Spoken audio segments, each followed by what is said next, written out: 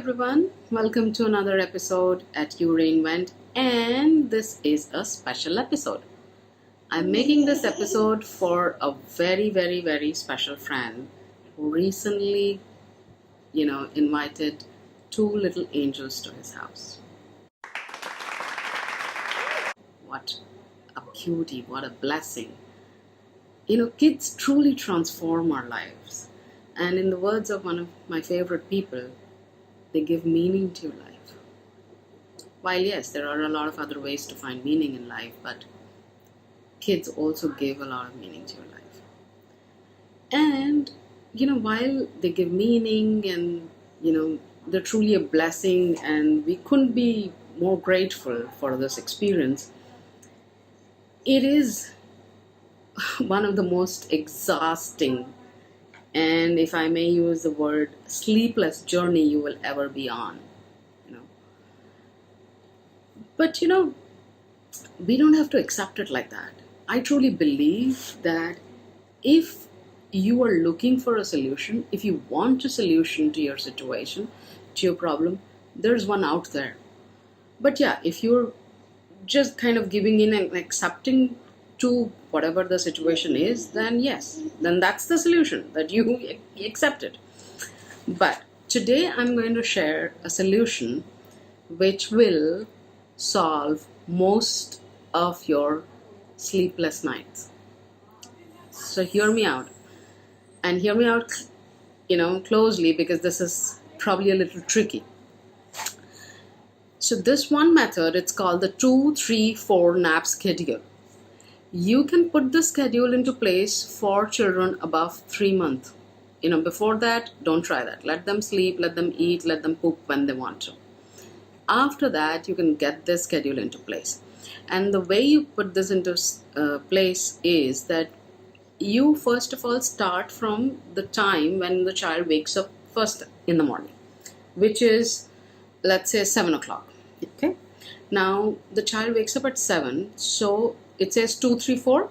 So your first nap will happen 2 hours after the wake up time, which was 7 o'clock. So the first nap will happen at 9 o'clock.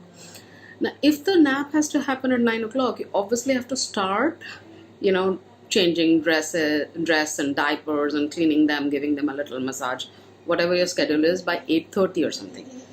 And infants need to be fed too. So take that into account when you start the process. Now, let's say they sleep until 11 o'clock or something, okay? So 2 hours, 1.5 hours, whatever. Your second nap will happen 3 hours after the wake up from the first nap. So considering they wake up at 11, your next nap will happen at about 2. Now again, let's say they sleep 1.5 hours, 2 hours or whatever. Your next nap, which will actually be the sleep for the night, okay, that will happen 4 hours after the wake up from the second nap. Wakes up from the second nap at about 4 or 5, whatever, the next nap, which is actually which is not a nap but the rest for the night, will start at about 8, 4 hours after the wake up from the second nap. And I'm going to write this down and share it with you so that you don't get confused. Of course, once the child goes off at about 8, let's say, you can continue with night feedings depending upon how old your child is.